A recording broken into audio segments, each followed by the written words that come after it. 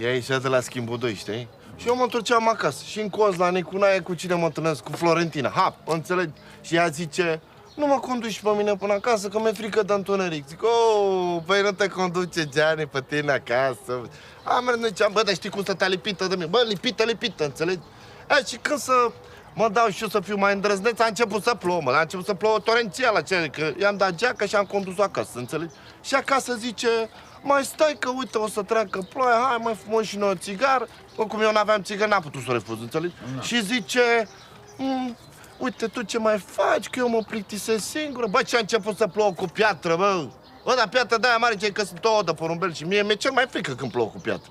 Plus că e dăduse și geaca mea era și un pic răcoară, știi? Zic, hai, intră și tu în casă, dă și mie geaca. Na, dacă e vorbim altă dată. Am luat, mai cer 2 țigări așa și m-am dus acasă. Eu am simțit-o că e dezamăgită, bă, dar n-aveam ce să fac, bă, că ploua cu piatră, ești nebun la cap, n-aveam ce să... Te cred, mă, na, lasă. Ei,